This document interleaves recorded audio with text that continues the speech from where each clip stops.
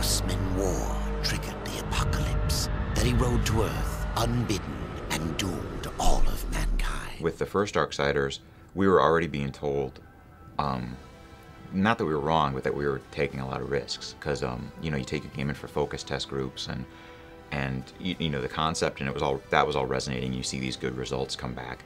But, for example, like our puzzle levels, people would be seeing, it took people a while to figure it out. It would be, and that scares a focus test team, because they want to see, like, you know, they should know, give it to them. And we were like, no, you know, I think if they can't figure it out, then we're doing bad. But if it takes you 10 seconds or 15 seconds, that's fine. You know, you feel better for having solved it on your own than having just spoon-fed to you. So, you know, our first game, we were already, I mean, think about it. We were a new studio making a new IP and had never made a console game. All our leads had been PC developers. So, and we were making a game that focus testing was saying, I don't know about this. So we were already the biggest risk, you know, that I don't know about any company, but we were definitely under the gun for, like, are you sure about this? And to THQ's credit, they let us go with it. And so thankfully, the fans liked it. So with the second Darksiders, there's a big risk going in because there's a lot more elements to the game. It's a lot bigger game. To bargain for war's freedom, Death swore that he would resurrect humanity. Everybody's like, yeah, you're a horseman of the apocalypse, but you don't get your horse until like halfway through the game. And that was a big complaint. And, you know, you see that one, you're like, yeah, that was dumb. Why would we do that? So in Darksiders 2, you literally start the game on your horse. So that gives you an idea, like, okay, go ahead. But so Darksiders 1 had these kind of open world areas, but we've really made, in each of there's four worlds in the game, 4 main worlds, and each of those has this huge overworld area to explore. It's not, I don't want to call it an open game. I mean, there's still, you know, if you want to finish the game, there's still very way you have to go, but it's worth exploring all these open areas, and of course you can have to spare and cruise around on your horse, and it's worth doing. There's stuff to find, there's hidden quests, hidden items. We had a lot more time to design more and not get bogged down in side stuff. So the first main world in the game of Darksiders 2 is the size of the first Darksiders. Now, and I always say that, and I always have to justify that. There's 4 worlds, and you're saying that the first world's as big as the first game. Does that mean the game is 4 times as big, or takes 4 times as long? 4 times the landmass. That's all I want to say. You know, does it translate to 4 times the hours thing? Not so much. But again, we've been able to create a lot larger worlds with a lot grander vistas.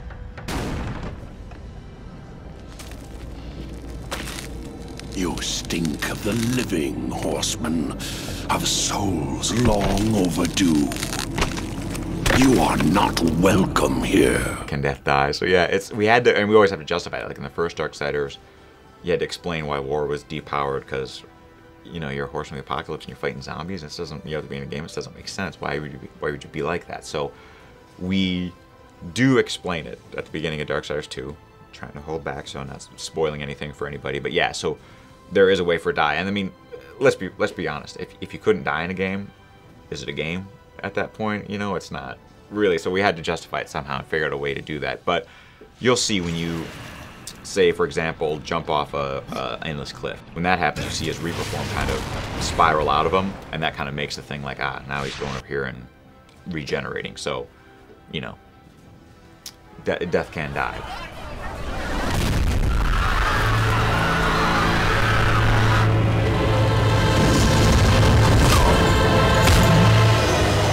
Darksiders 1, because it took place on Earth, that grounded our artwork in reality, where, you know, because it's at the apocalypse and there's a building. Everybody knows what a building looks like, so you have to design around that. And you know, we made a lot of crazy creatures and everything, of course, but it's always founded in reality. But since Darksiders 2 is all in the underworld, the art team was just free, you know, because it's just like no one knows what, you know, the dead plains look like. No one knows what, you know, all these areas in the underworld look like. It's just, what do we want? So, you know, you made a theme, and then it was whatever you want to create, as long as it fits within these themes, these levels, and that's where the guys really went crazy. Like, there's even we showed him on our first demo. He was called the Bone Giant, that wasn't even planned. It was an art session. I wasn't there. This is what I heard, is that the guy was just sketching, you know, and had this cool monster, and all of a sudden somebody's looking over his shoulder. They were there for another meeting, and they're like, hey, what's that? And he explains, oh, it's this undead giant that can pull his head off and use his spinal cord as like the handle for his head, which he uses as a weapon. And then it just evolved from there, and that's ended up in our game, because now it's not like we don't have to worry about, does this fit or does this... I mean, it makes its own sense, but we can just say, like, that's cool. Let's figure out a way to get it in. Let's not worry about, you know, does it make sense on Earth? It's just like, no, that's cool. Let's make that happen.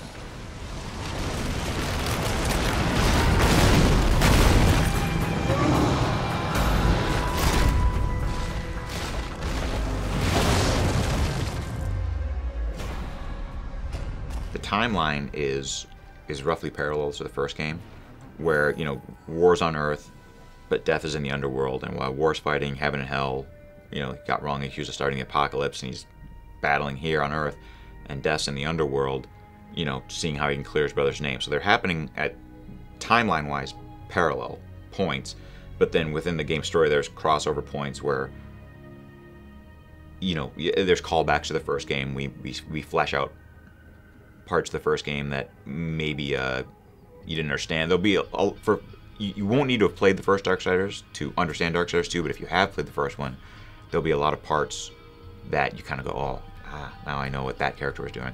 Oh, that makes a lot more sense now, or I understand that. So, and we chose that method just because we felt there was a lot more to do within the Darksiders universe. I know why you've come. Your brother, the one called War, he's been imprisoned by the Charred Council and awaits their judgment for dooming the Earth. The War was like, you know, just a warrior, like a big hulking brute, with his big sword, slow attack. Like, he was kind of an unstoppable force, you know. When he moved forward, it was just like, I'm getting it. And he was also, personality-wise, very honorable. He held him to his word. You know, stoic, didn't talk a lot. That's why you kind of had the Watcher character along to kind of fill in gaps, because War, you know. And then another thing about him is, I always joke that, like, in the first game, you met 5 NPCs and he killed 4 of them. You know, that was just his way. He's like, I'm doing this, take me a word, and that's it. So Death, when we were making a new game and we knew we were going to have a new main character, we said, all right, we don't have to make something the polar opposite, but you definitely don't want to just make... You just don't want to make Death and have it act like War, because then it's why you even have a new main character. Death, you'll see, is super agile. He never blocks. He's always dodging in combat, jumping around. His attacks are a lot faster.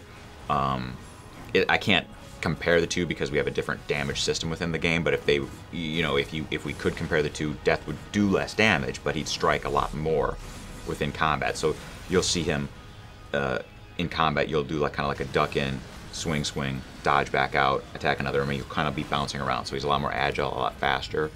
Personality-wise, he's also a lot more talkative.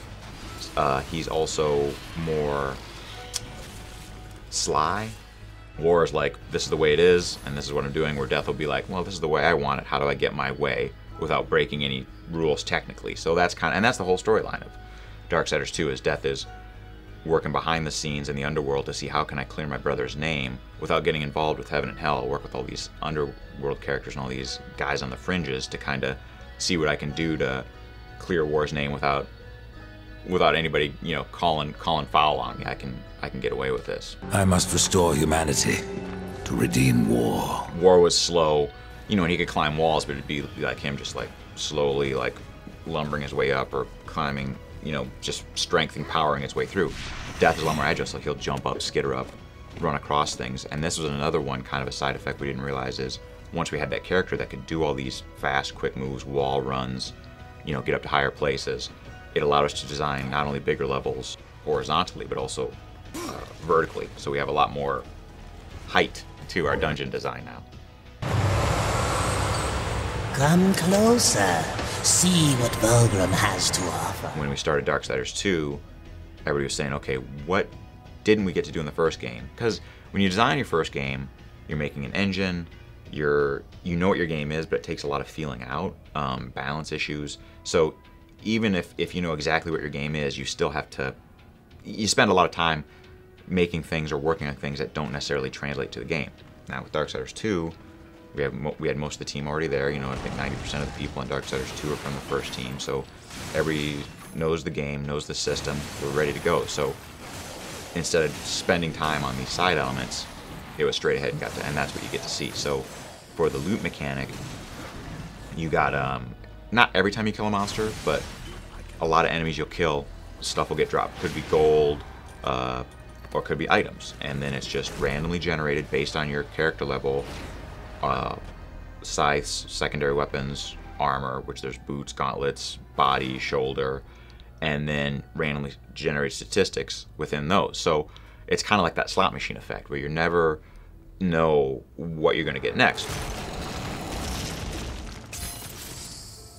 The ghost hand is again in this demo, and you'll see it where it's that War had something similar. I think it was called the abyssal chain, where you could shoot it out to pull yourself towards items. Same kind of effect where you can grab something that's distant or pull yourself up to a ledge. But yeah, there'll still be these set items that you gain within dungeons, and we still will design dungeons around them.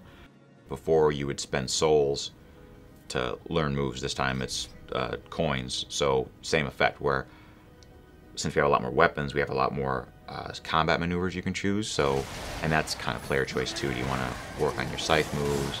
Are you more of a heavy weapon guy? Like, customization is definitely... I mean, there really wasn't customization in Darksiders 1, so I was going to say customization in Darksiders 2 is really beyond, but I can just say there's customization in Darksiders 2, and that's pretty much it. I know none of this. How is it I have remained so blind? Maybe like even a year after Darksiders 2 gets released, you know, somebody will be talking about something, or we'll see in print, somebody will say like, well, what's it like? And they'll be like, well, it's kind of like Darksiders. And that's when we'll know we've really arrived, where we've created our own, I don't want to call it our own genre, it's definitely a melange of different stuff, but we're definitely our own thing, and we're within our own category that people can, we're what people are compared to, as opposed to the other way around.